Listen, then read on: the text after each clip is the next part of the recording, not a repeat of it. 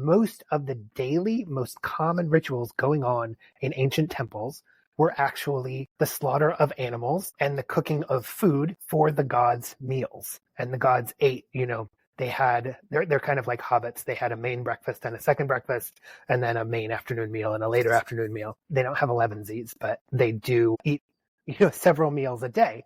And they're really called meals in the same way.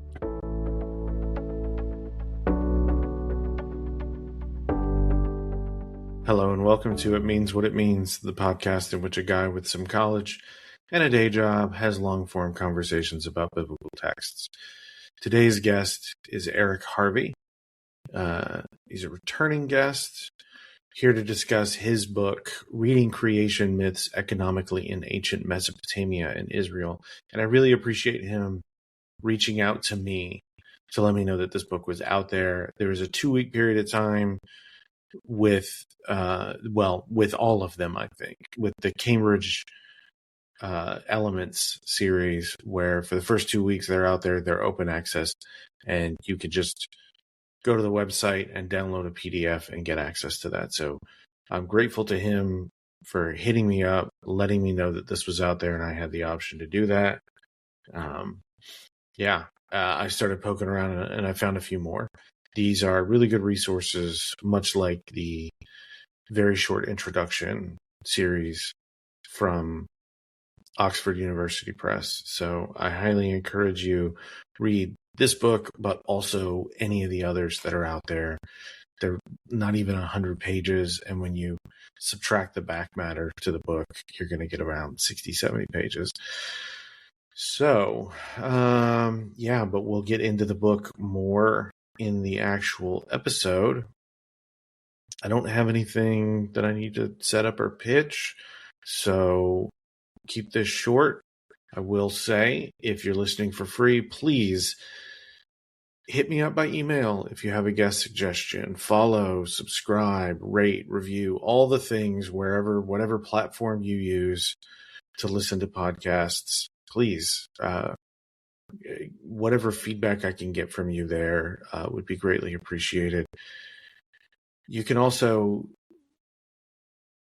stay in touch with the podcast and keep up on whatever the news is with new interviews and things like that before the episodes are even released. I tend to announce them on Instagram, Facebook, Twitter, TikTok, Spoutable, Threads. I think that's all of them, but yeah, there's a ton. You pretty much just search for It Means What It Means podcast, and you can find us on any social media platform. So I greatly appreciate that. Emails, follows, rate, review, engage with me on social media. But ultimately, if you can chip in $5 a month at patreon.com/It Means What It Means podcast, that is the support that I really look forward to. And that is obviously the highest level of support. Well, I want to be able to do this as a day job, but I don't want to have to sell things to people. So hopefully I'm producing content that you like. And if I am, please consider that. Again, patreon.com/It Means What It Means podcast. It's also in the show notes. Okay. Yeah. I hope you enjoy my conversation with Eric Harvey. I will be back at the end of the conversation to set up next week's episode.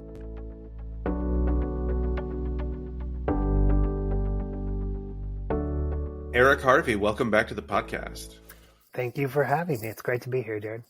Look, if the listeners want to know a little bit about you from the first time, they can go back and listen to that first episode. But in the couple of years since we sat down before, what have you been up to?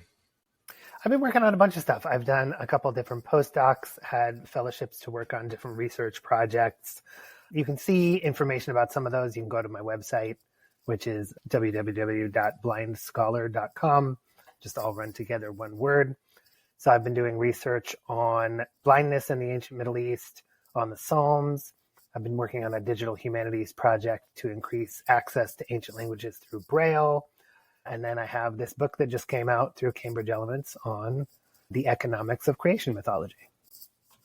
Yeah, so the book, and we were talking about this a little bit before, I've done one of the Oxford University Press, very short introductions. Mm-hmm. I have a stack of them behind me. I would love to do as many of those as I can, even outside of the realm of biblical studies, because they're just such a cool, like 120 page introduction to a subject. But this is, without back matter, I think 67 pages is what I saw. Yeah, they have a 30,000 word cap, which I think is really manageable. You can still make a big argument, but without a lot of fluff, the size of it. And make a big argument you do. So the book is Rating Creation Myths Economically in Ancient Mesopotamia and Israel. And man, yeah, you jump right in. So as I was reading it, it's one of those things where it's short, but there's so much here. Like, where do we begin? And I'll just, for context, while I'm reading this book, I also have my social media is, I'm seeing all of these arguments around penal substitutionary atonement with another prior guest, Andrew Rillera.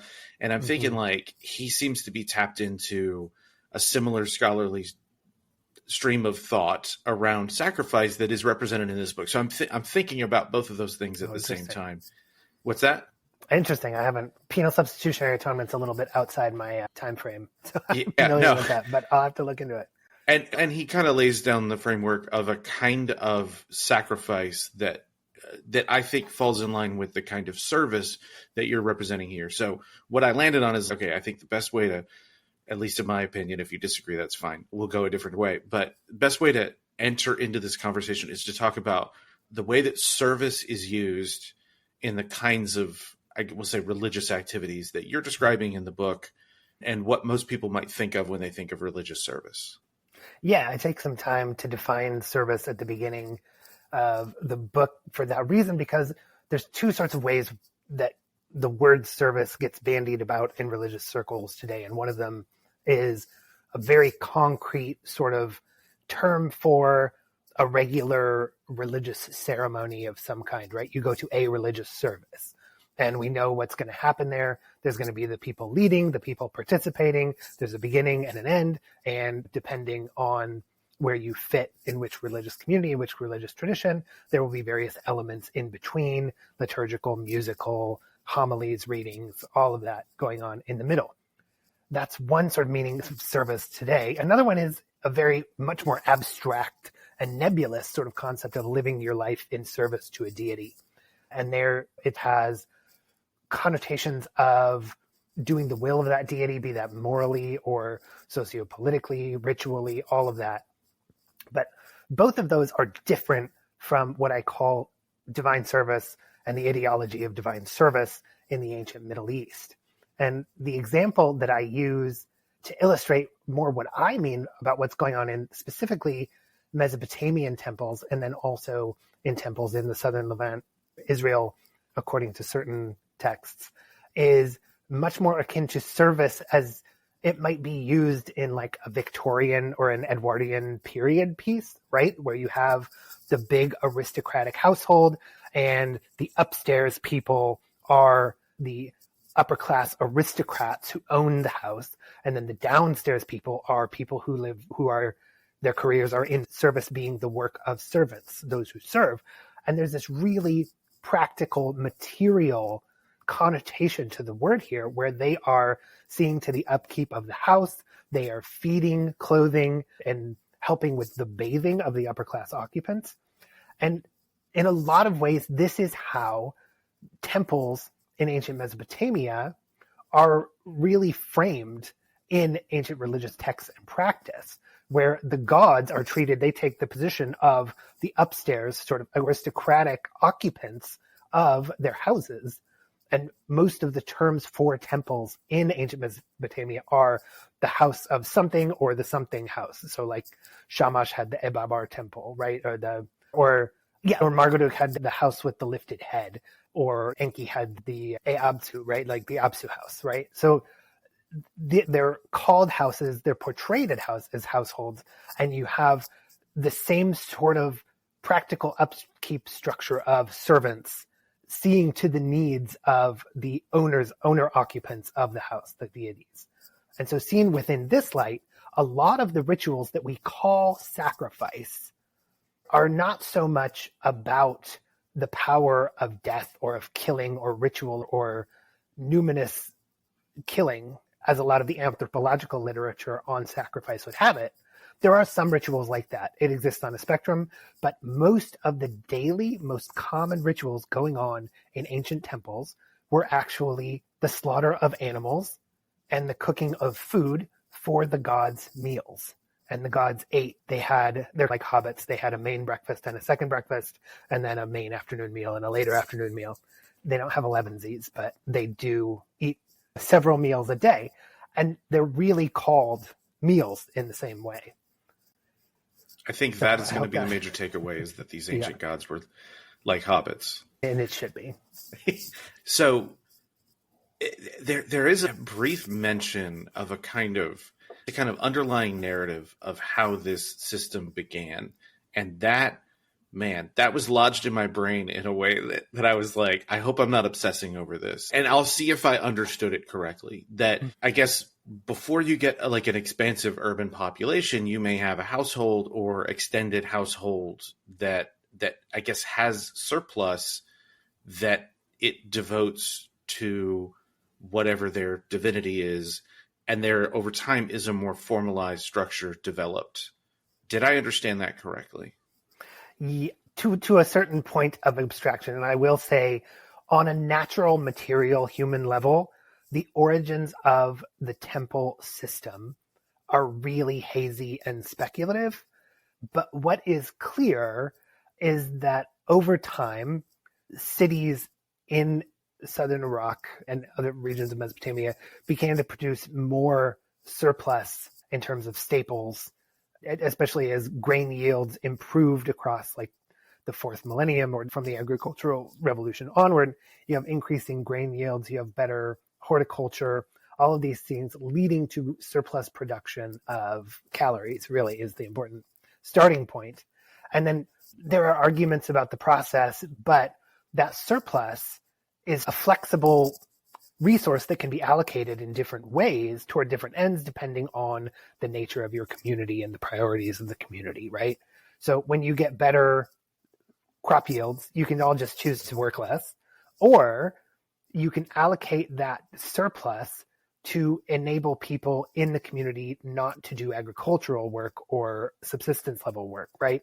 So then there arises a class of people who are not engaged in the day-to-day manual labor of staying alive, but rather they're supported by those workers to do other sorts of work. And that can be all sorts of things from specializing in tool building, construction, cloth, like lots of different things. And it's important not to draw a straight line of it's necessary that surplus leads to labor specialization and complexification and then stratification and hierarchy, which is an old line that people used to draw and say this happens step after step. This is the march of civilization. This is one path civilizations can take. And so by the third millennium, the temple and palace system deeply entrenched in Mesopotamia. So yeah, that's the sketches of the origins of the system, but a lot of it is still very murky since it happened millennia before we have texts emerging. And it's another thing that became actually a larger foundational theological set of assumptions were made clear to me. So things that I was raised with as I'm reading through the recounting of the ancient Mesopotamian creation myths, and you're pointing out that here was the reason for the creation of humanity, and I'm like, I don't know how he's going to do that with the biblical creation story. And I realized I had this foundational understanding of creation as an end in and of itself, and that ends up being a thing. But kind of alongside that, there is the born in the 20th century here, I'm an adult in the 21st century, the understanding of economics as like a more, I guess, complex or graduated or elevated understanding of the things that these people were associated with gods. Like we see ourselves as separate from that, but you're attributing economic motivations or understandings to these creation myths. Is that fair to say? Absolutely. And I think I would say I'm trying to undo a constriction of what we refer to as economics that's happened in the 20th century, following particularly what's called the neoliberal turn, where the economy gets separated from the rest of life and extracted as its own unit of analysis. And it's been really an attempt to treat it almost akin to a natural science, right? But there's this separation of economy from life that is really, when you get right down to it, untenable, because everything we do that requires stuff has economic ramifications, right? Even a lot of the most abstracted things, the most thinky, non-manual labor type of things, nevertheless rest on these vast and like deeply entangled economic processes and chains and flows of materials and labor and money. And religion in particular has a highly economic side that we just try to suppress in a lot of our discourse, right? Religious buildings have to be built, religious professionals have to be paid, they have to make enough money to eat, materials for our weekly services and other parts of religious life together have to be purchased. Everything in religion has an economic component. And on the flip side, like economics, the way that we exchange goods, money, labor, exchange or compel or volunteer, etc., all of those things are economic, but they are also deeply conditioned by the realities of our social existence, right? They are so culturally inflected by the structure of our society, by the nature of relations between classes, between genders, between people groups, right? Trading partners, etc. All of these things are all economic and social. So I really treat economics as a social science or component of anthropology, rather than as a hard science, as you'll often have it taught in economics classrooms in universities today. Yeah. Yeah. So would you mind walking us through the way you do, not to the level of detail, but through these creation myths building up to the biblical creation? Yeah, I'll sketch out. I treat 3 creation myths in the book, Asis, Enki and Ninmah, and Enuma Elish. And really, Atrahasis is where I focus most of my attention because it's the most detailed example of this motif. And so to make this clear, the ideology of divine service and the temple system and its relationship with the palace, as I said, that emerged in hazy prehistory via some processes we don't completely understand. So by the time these myths were written, the origins of that system, like it was just what probably seemed like a natural and eternal component of city life, and its origins were lost. So we have then the creation of mythological narratives to explain the origins of the system, right? As Russell McCutcheon says, the purpose of mythology is to create a mythic originary point that anchors what is presently existing in this mythic originary moment, right?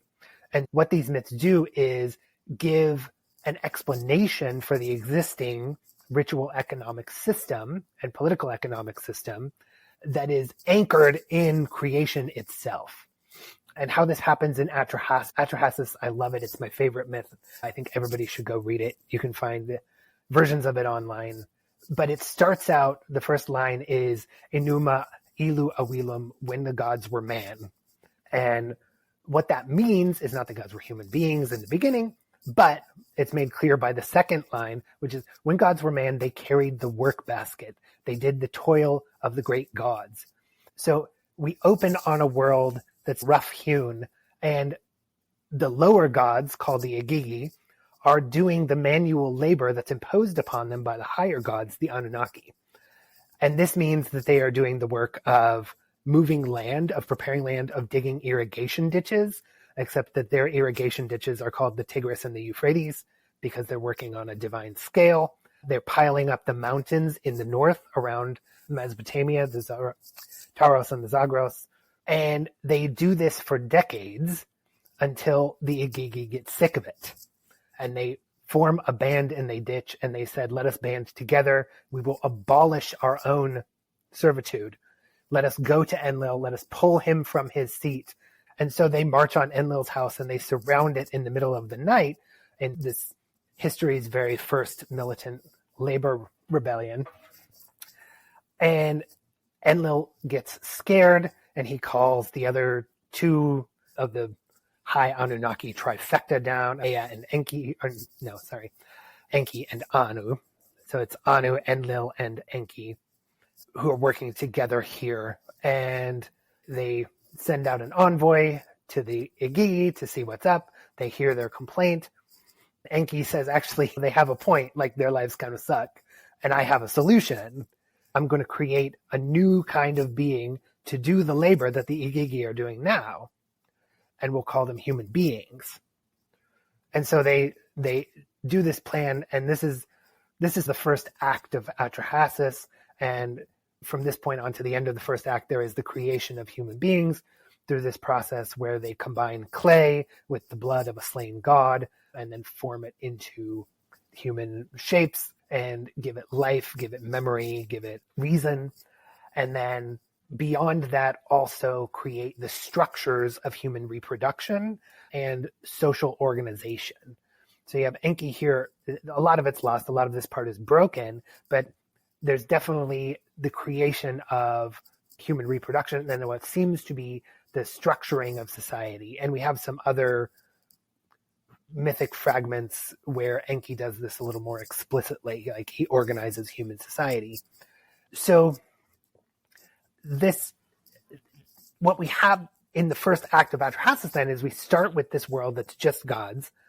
And there is really a dichotomic division of divine society into two classes where you have the aristocratic overseer class and you have the laboring class. And then with the creation of human beings, what you have is like labor automation on a massive scale, which allows the Igigi to, and if we're altering the class structure of cosmic society, then the Igigi come up and join the Anunnaki in the divine aristocratic class, and underneath them, you have the massive human laboring class. And within that, of course, you have labor differentiation and specialization, where the palace and the temple are institutions designed within this myth by Enki to funnel resources from the laborers inward and upward to the gods, right? To bring them their food, to bring them their meals, to make them fine cloth, to make them beautiful statues and ornaments for their houses, to build the houses on a massive scale and organize all the labor necessary for that. And then the next two tablets of Atrahasis deal with Enlil getting angry and annoyed, and I think threatened by the proliferation of human beings across the plane, and then bringing various disasters on them, culminating in a giant total flood, which has been one of the main points of analysis of Atrahasis to this point, as it provides an analog and literary antecedent to the biblical flood stories. But I focus mostly on the first act, where we have the creation of humans as labor. In the other two myths, this same process occurs. In Enki and Ninmach, it's a little less detailed, but it's clear the Igigi get angry. Enki creates humans to shoulder their labor so they don't have to work anymore. And then there's a second half of Enki and Ninmach where he gets in a drunken boasting match with the goddess Ninmach, and she tries to create humans too disabled for him to find a place for them in society. And she fails. He succeeds at finding places where they can all fit in.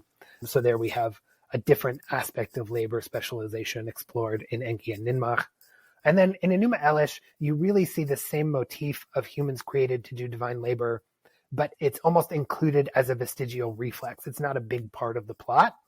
It just happens after Marduk creates the world from Tiamat's corpse. But you see there how it's carried forward, even when it's not the focal point of a myth like it is in Atrahasis. And Atrahasis, I think, has a lot more complexity, a lot more ambivalence about authority and leadership, be it divine or human. And Enuma Elish has none of that. And Enuma Elish is very staunchly pro-monarchical, pro-Marduk. Kingship is the best for everyone forever myth. So that you see this, and this is, I should also say, organized somewhat diachronically. Atrahasis and Enki and Ninmach are early attestations of those, come from the Old Babylonian period, the 17th century BC, whereas Enuma Elish was written in its earliest forms at least 500-600 years later, probably. Yeah, that's what was hopefully a brief rundown of the myths, and feel free to ask any further questions or we can move on. No, I want to move on to the biblical narrative because that's where, yeah, I think it's probably pretty easy for, I'll speak for the people who raised me, contemporary evangelical Christians, to accept that, okay, so there are these Mesopotamian gods who are creating humanity to do work to serve their needs, but the God of the Bible is infinite and not corporeal. And you know what?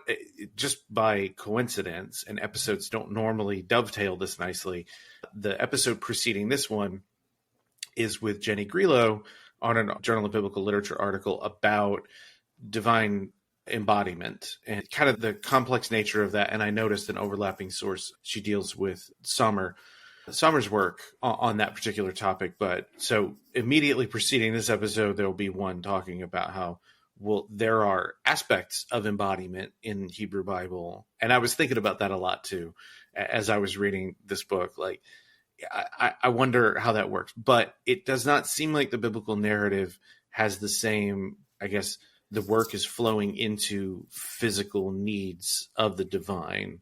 So yeah, do you mind recapping that one the way you do in the book? I would say that we do have work flowing into the physical needs of the divine in the Bible, but that it is often, I think, both passively and actively suppressed in translation and interpretation. And a lot of that work on corporeality, be it Summer or Francesca Stavrokopoulou has her book on the body of God, or Jenny Grillo or Katrine de Hammer has work on this. There's always this recognition that at some point, the God of the Bible was decorporealized, right? The embodied aspect of this God was de-emphasized or outright rejected. It's really hard to say when exactly that happened in history. It probably happened over time and was like negotiated by different groups at different times and periods. But by our time, certainly for many centuries now, the God of the Bible has been consistently portrayed as immaterial, incorporeal, and needless, right? That God needs nothing from us. And this really causes tension with a lot of biblical texts, to put it mildly, because if you go and look at a lot of the ritual texts in the Pentateuch, for example, you'll have a ritual where there is sacrifice, an animal is slaughtered, and then the carcass is divided into portions for the priests and Levites, for the person who brought it, and to be burned on the altar for the deity, right? And these will end with, it is the food of Yahweh, right? It is the food of the God of the Bible. And a lot of these, often you'll see translations where it will acknowledge that the substance is food and it is destined for the God of the Bible, but of course not in a way that like God is eating the food, right? There's this theological embarrassment of the idea of feeding the God of the Bible that really doesn't exist, as you say, for the gods of Mesopotamia. But you find this, I focus a lot on Numbers 28 and 29, where we have a schedule of daily offerings for the God of the Bible that looks very similar to schedules of daily offerings for the gods of Mesopotamia that we find, for example, in late Babylonian Uruk, where you have the daily, this is the daily one kid in the morning, one kid in the afternoon, and then on special days you get more lambs and kids and bulls and etc. for festivals. And the introduction to this text, it says, bring near my offerings for my food as my ishai, which is a difficult to understand word, but I think it has to do with food portions.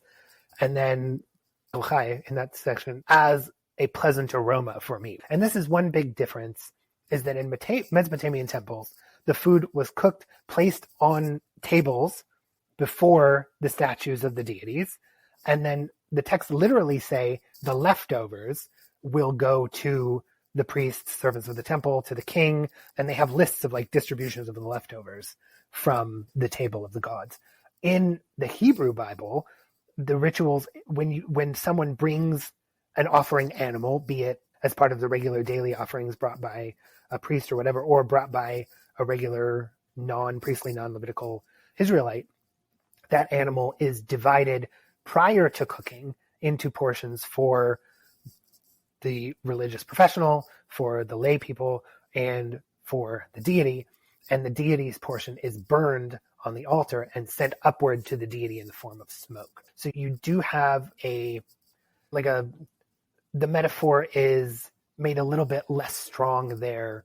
And it's an open question of, is the deity in the Hebrew Bible's means of consumption somewhat different, or is it just because he lives up in heaven and that's where you have to send the food offerings, right? He's not resident in the temple in the same way. Some of these are open questions, partly because the Hebrew Bible as a collection is really of two minds about sacrifice and sacrificial rituals, but all of them use this underlying food metaphor with different degrees of concreteness and conflation with other sorts of things. I think in a lot of ways, maybe not consciously, but the world I grew up in, their relationship to Hebrew Bible, or as they would call it, Old Testament, was kind of like, I'm remembering Homer Simpson being at a music festival and the band is trying to play new music and he's taking care of business. And they're like, right. Don't worry, sir, we'll get to all your favorites, but we're just going to play some stuff off no new crap, play taking care of business. So in the creation story, it's, get to sin because that's what matters, because all of this is a cold open for Jesus. And particularly with sacrifice, the notion of sacrifice being suffering or replacement or whatever substitution is so necessary that you just ignore all of the prescriptions about, how this is essentially, I don't know if I coined this term or not, a peaceful exsanguination in a lot of cases throughout the Hebrew Bible, that it is not about causing suffering for the thing, but because we were so preoccupied with the notion that Jesus suffered and Jesus is the ultimate sacrifice, that everything else has to comport with that or we ignore it. And then I think furthermore, there's a kind of a disrespectful condescension when you think about ancient people that they knew that a God didn't need to eat. So none of them were doing the things they were doing in good faith. And then they'll just skip over what you just described as very material concerns of the divine. And the people acting on behalf of the divine were taking that seriously. And we just kind of shrug it off in, again, a disrespectful way that doesn't take seriously that they're putting this forth in good faith on its own terms. So from beginning to end, it's just not taking the text, because that's what we have, on its own terms. And I'm thankful for a book like this to help me be reminded of that. But I think there's also, it's a balance between taking the text very much on its own terms, but then also balancing it against other sources of information or data. And so what Christian communities are doing when they read the fall into the first chapters of Genesis, which again is not how everyone has interpreted the first chapters of Genesis as a story of the introduction of sin into the world or the capital F fall. But what they're doing is they're reading that in light of later Christian texts, starting in the New Testament and then Christian interpretation, where, that becomes a controlling factor in their interpretation of these older texts. A lot of what we do in historical contextual scholarship is instead of looking at the Bible through the lens of its later interpretation, we try to look at it in combination with archaeological data, with the texts we've uncovered from societies nearby, like its neighbors at the time, and what were shared cultural practices, what were different cultural practices, what were shared conceptions of what a deity is and what are differences.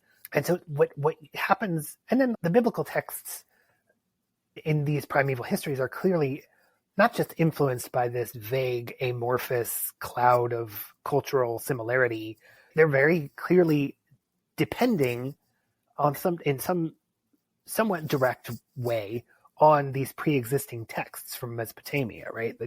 The flood stories in particular show dependence on, there's a genetic connection, and there may be many steps between Mesopotamian antecedents and biblical versions, or there may be just one or two, I'm not saying anything about the path that they followed, but this is borrowing from the world in which the Bible originated and biblical texts originated.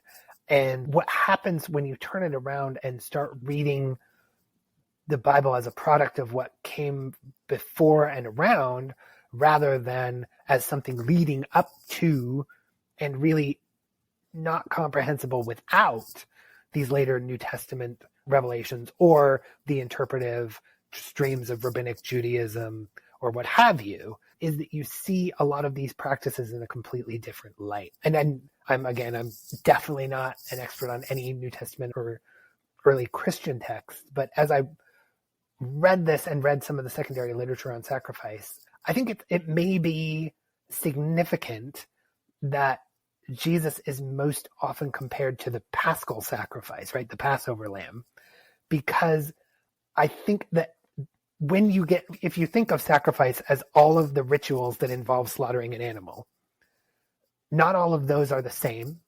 Not all of those operate on the same logic or have the same purpose. Some of them, I think the slaughter is literally as significant to the power of the ritual as, for example, the slaughter of a cow is to when we have hamburgers in a backyard barbecue, right? No, none of your neighbors come over and have a hamburger and say, "Thank you, Jared, for slaughtering your calf for me. I feel the numinous power of sacred killing in your regard for me." No, it's a burger. You right? clearly don't know any of my neighbors to think that they wouldn't talk to me that way. Maybe you lead a more interesting life than I do. But then there are rituals like the Passover sacrifice where you you still eat the lamb afterward. You have to eat the whole thing. But you're also there is an emphasis on the killing and the spreading of the blood. And there are other rituals. I think I would like to do more work on sacrifice in the future when I have time, because I think we get a certain view of sacrifice by starting our investigations almost always with Leviticus 1-7 and the procedural descriptions of different types of sacrifices and then the motivations behind those.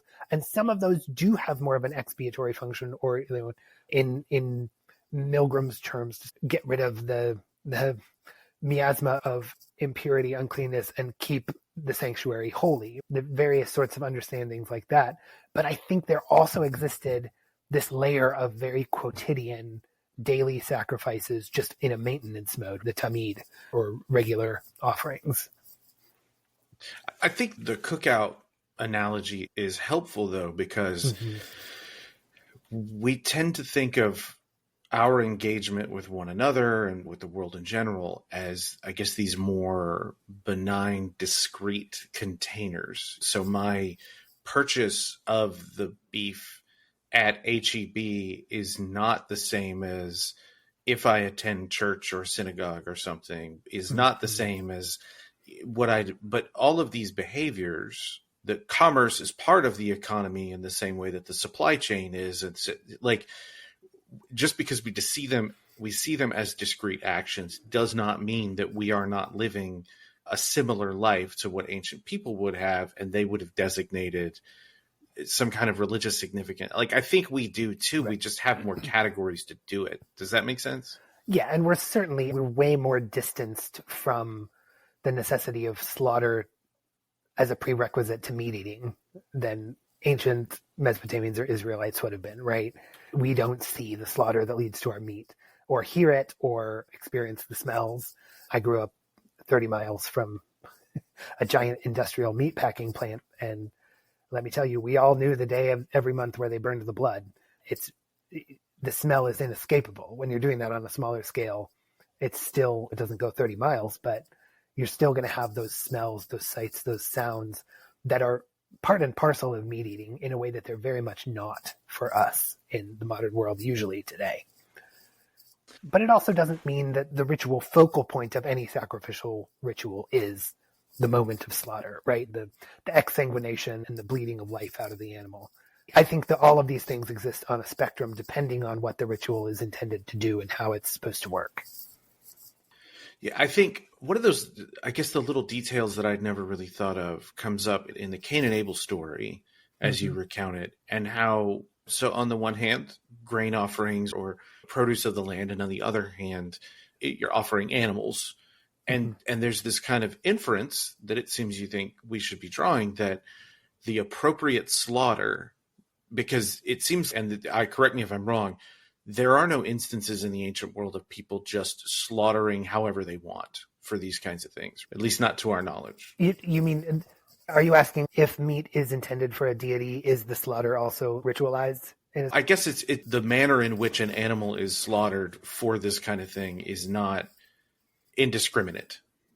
I think there is, I don't want to make a negative like something never happens, but I think there is definitely a sense that when you're preparing any sort of food stuff for a deity or offering, there are certain niceties that have to be observed for it to be received with good grace and humor, right, from the deity. So like when in Mesopotamian texts, when you have animals slaughtered for the god's table, there are incantations and prayers that they're supposed to say while they're doing it, procedures. But that also applies to the bakers who are kneading the bread and baking the bread for the god's table, right? There are prayers you say while you're making the bread at various points in the process. So like anything involved in the service of the gods is ritualized to some extent in a way that makes it proper and fitting and acceptable. And in the same way, yeah, it's in an Abel story, you have the provision of animals. I think what I was getting at there really is that like in both, and I assume your listeners are familiar with at least the documentary hypothesis or other multi-source theories for the composition of the Pentateuch. But if not, they can go back and listen to the many places it's come up on the podcast. Good. In both the priestly and the non-priestly / Yahwistic versions of the primeval history, initially humans are only given explicit permission to eat plants. In the priestly version, you have this reversed explicitly. You have them given permission to eat animals after the flood, only they're never allowed to eat blood in Genesis chapter 9. In the Yahwistic version, the humans in the garden are only given permission to eat from all the trees of the garden, right? So they also are initially vegetarian.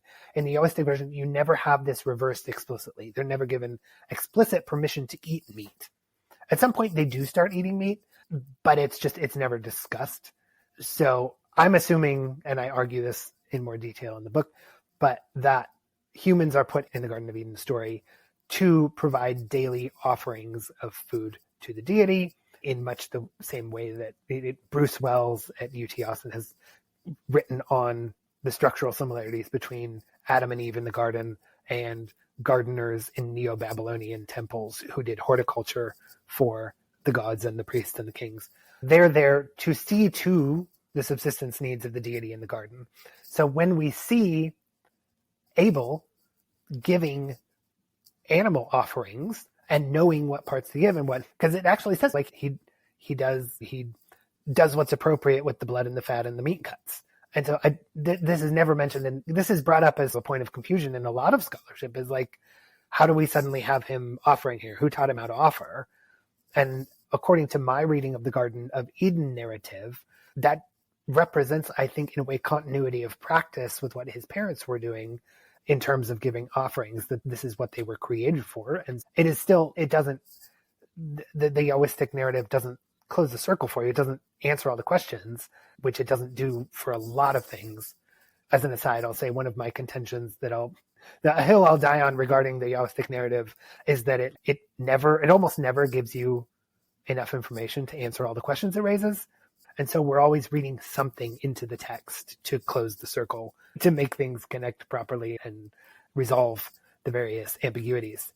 But in my reading, this ambiguity is resolved as evidence of the continuity of practice between Adam and Eve and their kids, Cain and Abel, who are still, even after being expelled from the garden, on the hook to bring offerings to the deity.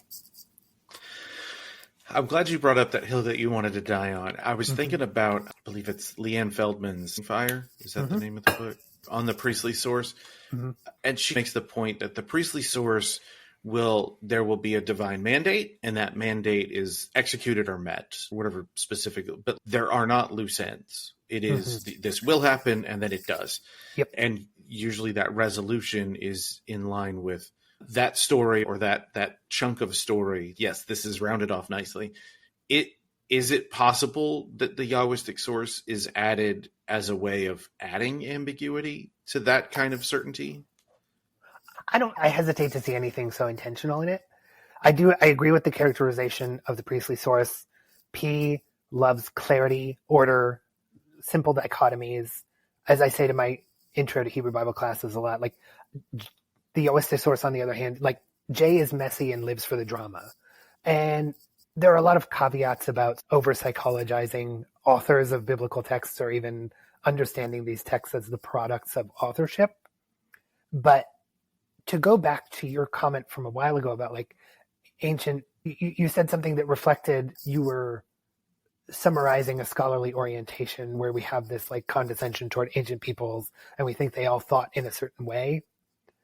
When I think of ancient communities, I think they often held the same internal complexity that our modern religious communities have, right? Where like you can think of a religious community today and you can think of the true believer who believes like quietly but is deeply pious, like the true believer who can't stop talking about it and is always connecting everything to the deity and God did this, God did that, right? And then you can think of the person who grumbles that they just all want our money. It's all about the offering plate.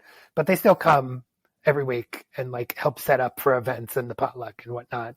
And then you can think of people who are like not taking it all that seriously and they just show up because they like the community and the food. Like all of these sort of personas, I like to imagine them existing in ancient religious communities as well. And I think we have evidence of them. And so when I think of P, I think of somebody who's like a consummate institutionalist, right? This is also how I think of the chronicler and some other texts. Whereas like J, on the other hand, J is like a messy storyteller. And so what you get from these two different sources is like very different sorts of portraits of the divine, right? In P, like everything is clear. God never acts from necessity, but only from, there are no forced errors. The deity is never pushed into a corner. The deity certainly never pushes himself into a corner. Whereas in J, you have this stuff happening all the time, right? The way that creation is told in J, in Genesis 2:4b through the end of chapter 3, as opposed to Genesis 1 and the beginning of chapter 2, it starts with, everything starts with a problem.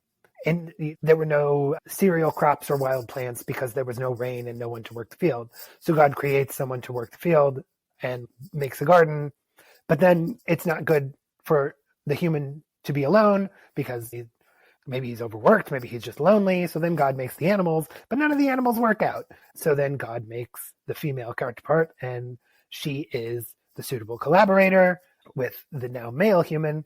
And so they were out, but then there's a snake who is like throwing rocks at the hornet's nest or sticking the spokes to the Garden of Eden.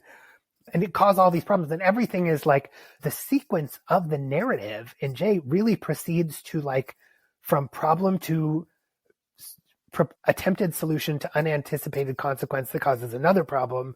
And then the cycle like just keeps going. And that's how the story is told over and over. It's just tumbling from problem to problem in a way that is very different from the way P tells the story.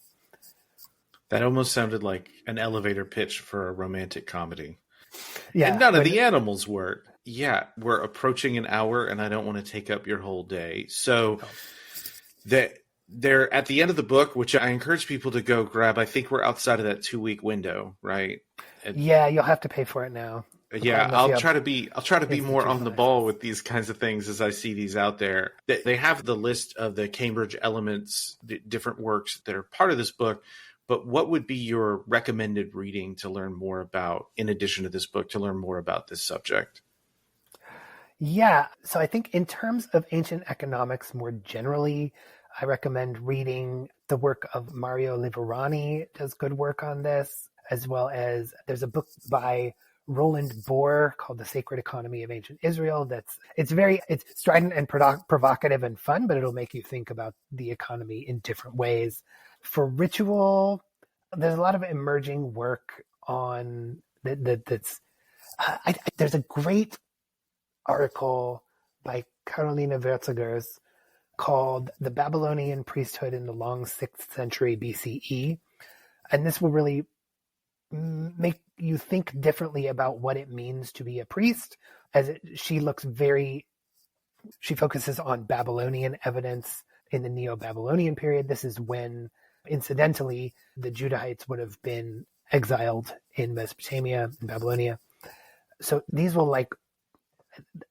work as mental crowbars to break open ruts in your mind, stayed ways of thinking about what it means to be a priest, what it means to do design service.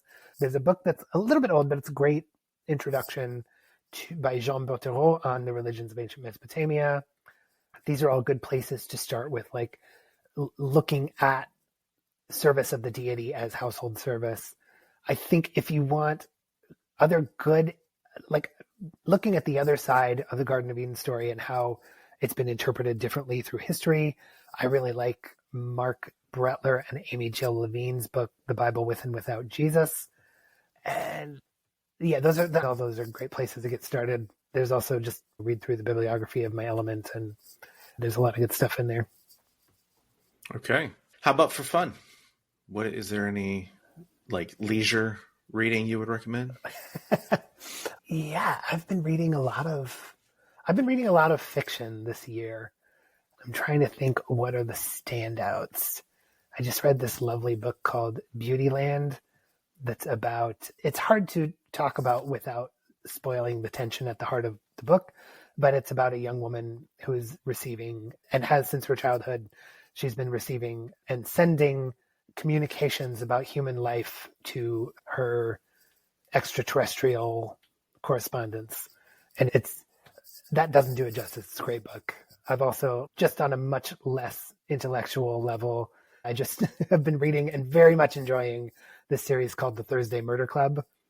I'm not usually a mystery person or a murder mystery person, but it's a group of retirees in England that solve crimes in the Jigsaw Room at 11 on Thursdays. So it's a lovely series and very amusing. Good escapism. Yeah. Okay. Unless you have anything else for us, I'm going to go ahead and call this one good. Yeah. I want to pitch one more thing because I need to not forget. Yeah. And it will definitely be out by the time this episode airs, is that I'm starting an initiative with educational resources on the Hebrew Bible and ancient Near East in the form of like digitally downloadable courses that will launch either at the end of 2025 or very early 2026. The name of that is Parchment and Clay. You can go to parchmentandclay.com or look at our Parchment and Clay or our YouTube channel. Or if you go to my site, which is blindscholar.com, there will be updates there. You can sign up for my newsletter and updates and all of that. Yeah, I will make sure that there are, if I get to the point where when I'm editing this and prepping it to go out and writing show notes, if I need to reach out, I'll get all the necessary links for all of that if I can't find them myself. But yeah, no, that sounds great. And that's right up my alley. I think it's going to be fun. Yep. Yeah. We're having fun. We're having fun making it. We're in the production process and it's a good time. So I think they're going to be good. Awesome. Eric Harvey, thanks so much for sitting down with me today. Yes. Thank you, Jared. It's always a pleasure. Take care. All right. You too.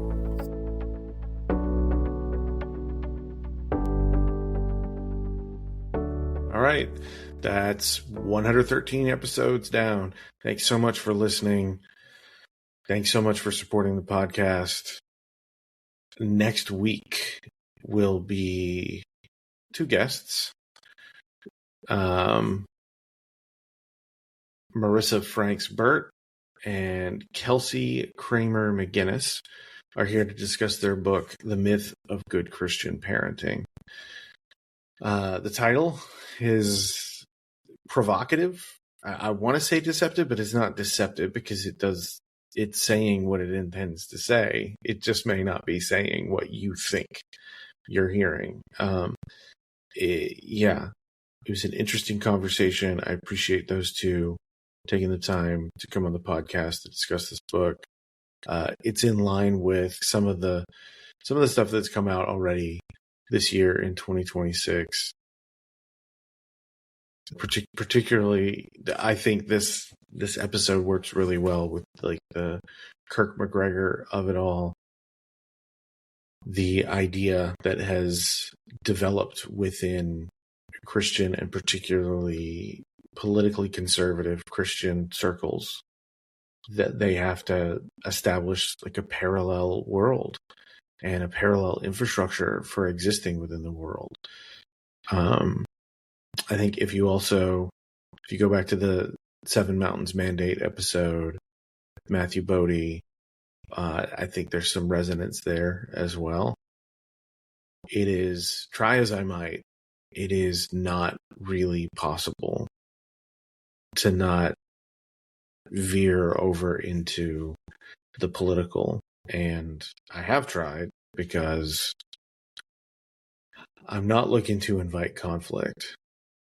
And then I realize it may be unavoidable. So, that said, here's a quick preview of my conversation with them. If you want to hear this now, head on over to patreon.com/It Means What It Means podcast. And this is available for $5 a month. You can hear this episode now, and episodes will be out 12 days early over there, in addition to any other content that I start to add over there, trying to make that $5 worth it. Okay. I don't think there's anything else that I need to put down on here, except to say, if you get a chance to love someone, you should take it.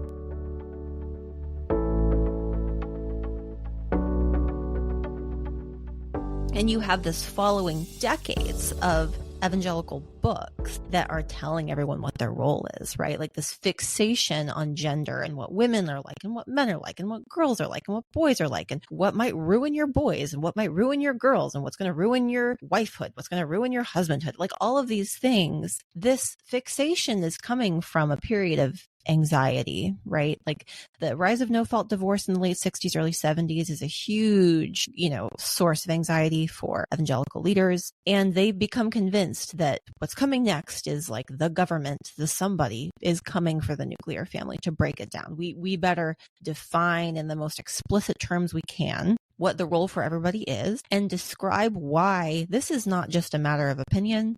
This is not just a matter of we do things this way. This is a God's design for the world. And if it falls apart, society will collapse. Like that's like truly not hyperbole. Like you have that said explicitly. If the family falls apart, society collapses. The nuclear family is the foundation of society, and roles in the nuclear family are defined by gender and parental authority. And so, of course, you get people who are really alarmed and so committed, and people who read these books and are trying to implement everything sometimes have this sense that they're trying to save the world. Like we're doing all this as a way of saving the world, saving society, saving our family. And that ups the stakes on everything. And it makes all of those things seem so very, very important.